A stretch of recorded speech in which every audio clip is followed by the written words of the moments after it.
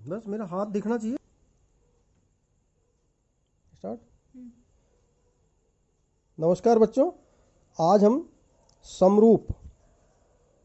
समरूपता के बारे में अध्ययन करेंगे। बच्चों, समरूपता का मतलब क्या है? समरूप का मतलब क्या होता है? दो आकृतियां जो एक जैसी दिखाई दें, जो एक जैसी हों।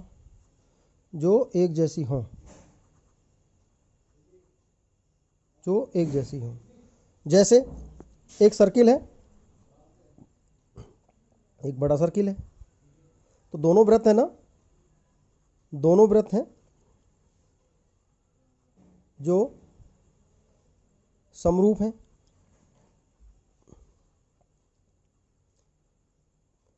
ये समान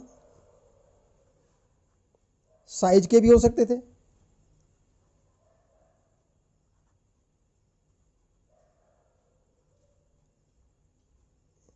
और यहाँ पर आप देख रहे हैं दोनों की, एक की त्रिज्या 2 है और एक की 3 है। तो साइज तो अलग अलग हैं, लेकिन हैं तो दोनों वृत्त। तो और दोनों, इसका मतलब ये हुआ कि दोनों को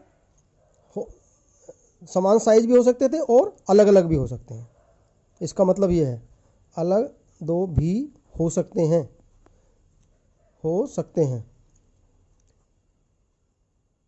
इसका मतलब ये हुआ कि यदि हम ये कहें, यदि हम समरूप आकृति के बारे में, यदि समरूपता के बारे में बात करें, यदि दो आकृतियां समरूप हैं, इट मीन्स तब इनके आकार समान हैं या नहीं। यदि समान है तो भी, समान हैं तब भी, अलग अलग हैं तब भी, परंतु आकृतियां एक जैसी हैं, आकृतियां एक जैसी हों। जैसे एक त्रिभुज छोटा है और एक त्रिभुज बड़ा है। अब ये हैं तो दोनों त्रिभुज ना, ये त्रिभुज ABC है और ये त्रिभुज PQR है। इट मीन्स ये दोनों त्रिभुज है ना। तो आइए अब हम त्रिभुजों पर चलिए, लेकिन त्रिभुजों की सर्वांगता जो है वो कुछ नियमों को फॉलो करती है, परंतु हम कैसे कहें कि ये सर्वांग सम है? तो दो त्रिभुज, यदि, अब नोट करेंगे इस पॉइंट को, त्रिभुजों की सर्वांगता, त्रिभुजों की समरूपता, यदि हम इस पर बात करें तब क्या होगा? तो पॉइंट यह है कि यदि दो त्रिभुज समरूप हैं, तब ये भले ही छोटे बड़े हैं, तब इनकी संगत भुजाएं समानुपाती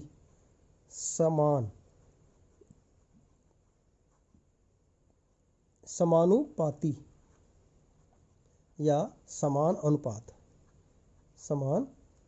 अनुपात में होनी चाहिए। आइए समझ में देखें कैसे। जैसे अब मान लो ये AB है, संगत शब्द लिखा है मैंने, संगत को समझने की कोशिश करिए। जैसे AB का संगत क्या है? PQ। यदि हम ABC लिख रहे हैं, A तो A का संगत P, B है तो संगत Q, और C है का तो संगत R। तो AB का जो संगत है वो क्या है? PQ है। तो AB और PQ का जो अनुपात होगा वो वही अनुपात होगा जो BC और QR के बीच होगा। यानी इन दोनों का अनुपात जो आएगा, वही इन दोनों का अनुपात होगा, और वही इन दूसरे बाकी जो तीसरी है उनका भी अनुपात ही होगा। इसका मतलब ये हुआ कि संगत, यदि इसका मतलब अर्थात हम ये कह सकते हैं, अर्थात हम ये कह सकते हैं, हम कह सकते हैं, क्या कह सकते हैं कि समरूप त्रिभुजों की संगत भुजाएं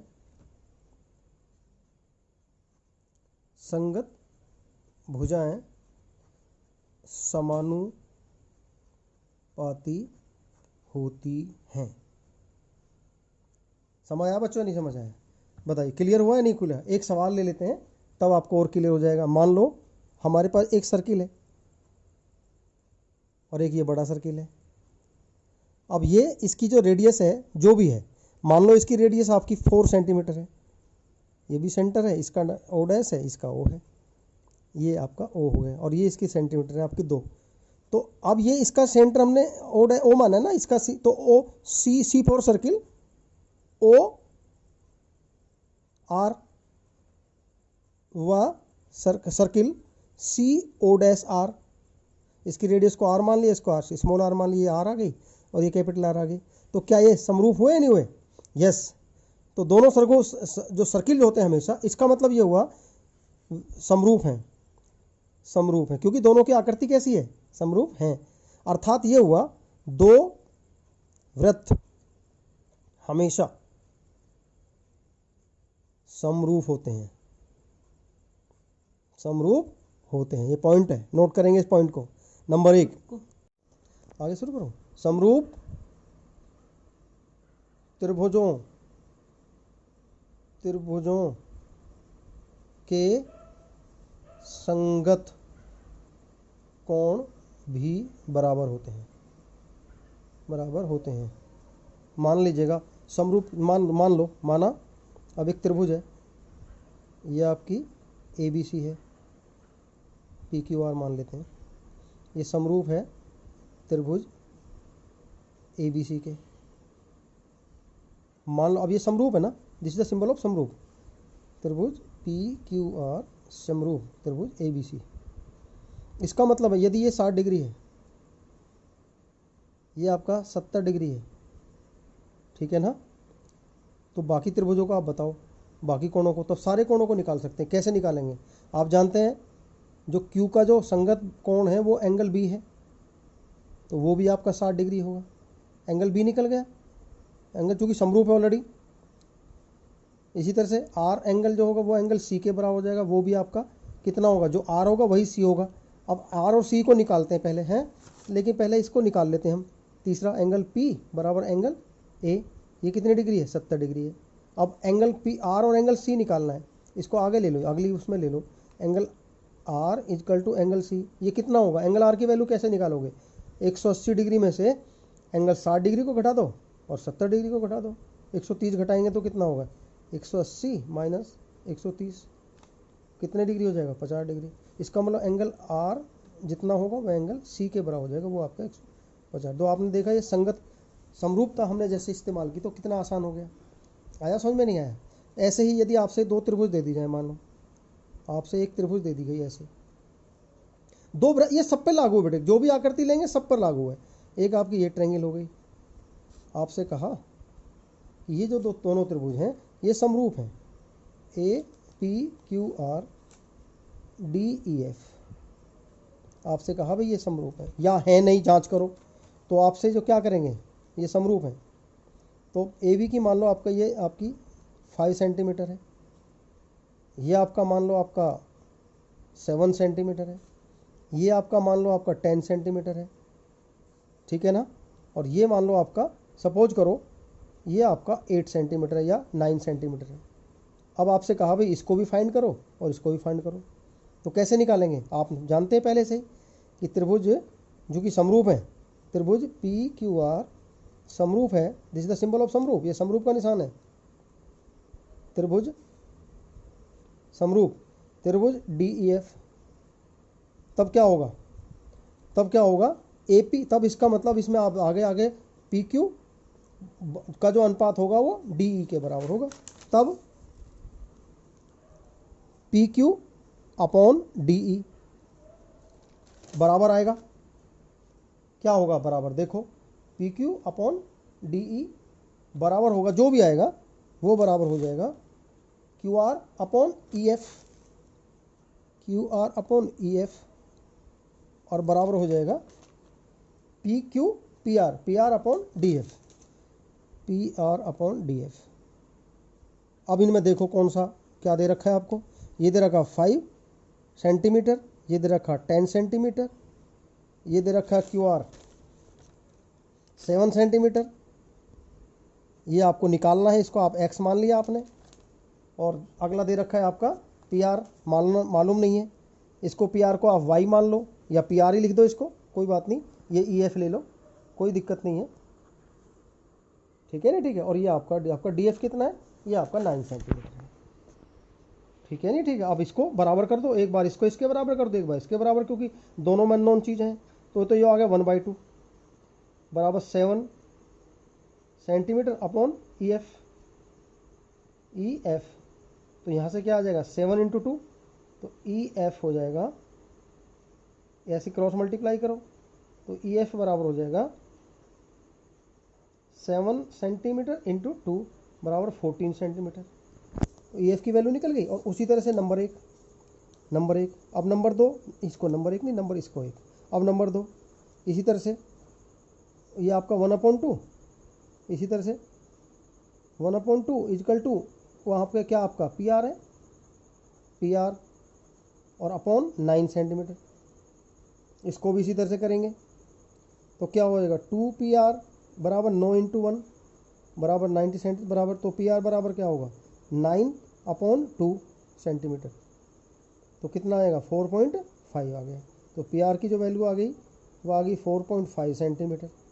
और दूसरी आपकी किसकी निकाली थी, ई एफ की वैल्यू निकाली थी आपकी, वो आ गई थी 14 सेंटीमीटर। ये निकल गई नहीं निकल गई, ये आंसर आ गया। तो आप इस तरह से सिमिलरिटी समझ में आ गई होगी आपको। यदि दो त्रिभुज या दो आकृति, कोई भी दो आकृति, इस प्रकार से कोई भी दो आकृति यदि समरूप हैं तो उनकी संगत भुजाएं समान होती हैं, समानुपाती होती हैं, और उनके संगत कोण बराबर होते हैं। दो वृत्त हैं वो हमेशा समरूप होंगे, दो वर्ग हैं हमेशा समरूप होंगे, क्योंकि आकृतियाँ एक जैसी हैं, आकृतियाँ समान होनी चाहिए। ऐसा नहीं है एक आकृति माने आपका सर्किल हो गया और दूसरी आकृति आपकी वृत्त हो गई, आपकी सपोज करो स्क्वायर होगी, वर्ग आ गई, तो वो नहीं, आकृतियाँ एक जैसी हैं तो सभी समान होती हैं। तो इस वीडियो को जो मैंने आपको समझाई है, मैं समझता हूँ कि समरूपता आपके समझ में आ गया होगा। तो हम आगे नेक्स्ट वर्कशीट के अंदर हम जो है कुछ और बातें करेंगे। तो आज की वर्कशीट नंबर 21 के लिए जो आपको मटेरियल चाहिए था वो आपको समझ आ गया होगा, ठीक है ना। धन्यवाद। इसका इस्तेमाल करके अपनी वर्कशीट नंबर 21 को कंप्लीट कर सकते हैं, आप कंप्लीट करें, ठीक है ना। धन्यवाद, थैंक यू।